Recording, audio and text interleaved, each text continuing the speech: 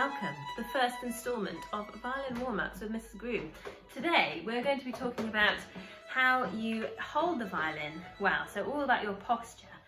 So first of all, I want you to think about how you're standing. So if I just show you with my camera, I'd like you to stand with your feet shoulder width apart.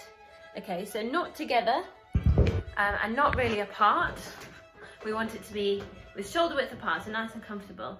And what I'd like to do is just make sure that your shoulders are nice and relaxed. Make sure that you're we don't want this, we want something a bit more backwards than you're perhaps used to, so slightly back. Okay, and I'd like you to take the violin in the other hand, so with your right hand, okay, for the moment. So you've got this hand, your left hand, nice and free. And what I'd like to do is just swing that arm, nice and relaxed, and then hold it up somewhere comfortable in front of you. So not right in front of you, but just it hangs nicely, sits nicely, just to the side of you. And then what I'd like to do is turn your palm to the ceiling and then bend it slightly. And this is where your violin is going to sit. So nice comfortable position. With your violin now in your other hand, can you bring your violin so it comes up above and sits on your shoulder and into your hand like that.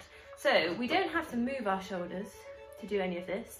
The violin just comes from above and it sits nicely on our shoulder, and the hand comes to it.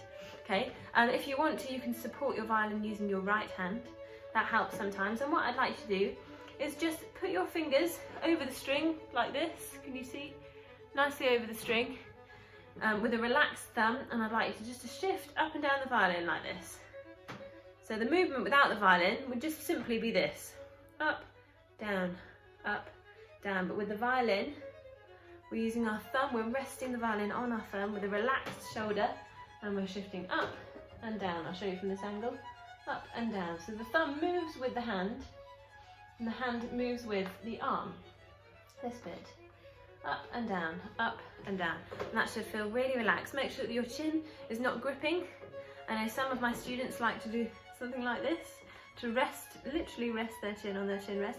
Your chin rest isn't there to really be rested on, it just needs to sit closely to the jawbone just here. So just nice and comfortable, up and down, up and down. When you feel really comfortable, then take this hand away and see if you can do it without. A little bit harder, just make sure that your thumb is still relaxed. If your thumb is tight, you won't be able to go up and down like this. We need to make sure that it's nice and relaxed. Some of you don't have shoulder rest. I'm using a shoulder rest today, but some of you don't have that, and that's okay. Some of you might have a sponge, some of you might not have anything at all. That's also okay, but it's a little bit tricky because it feels like we want to fill this gap with our shoulder so our violin doesn't fall off. What you can do, use your right hand, just put your right hand so it's over your shoulder like this, so it fills in the gap for you, and then have a go. So you're bringing your violin up to your chin using your hand instead, and see what that feels like. Just get that nice and relaxed every now and again. Shuffle out your shoulders and try again.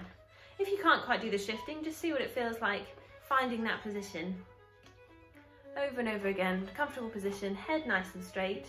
Again, if any of you find that you're doing this and you've got your fingers in front of your face, which is very tempting if your music is on a music stand in front of you, make sure this is not the case, and just go back to relaxed shoulders, relaxed arm to the side, violin on your shoulder, an arm under there if you want to, facing forwards, fingers to the side. You shouldn't have to look at your fingers at all for this.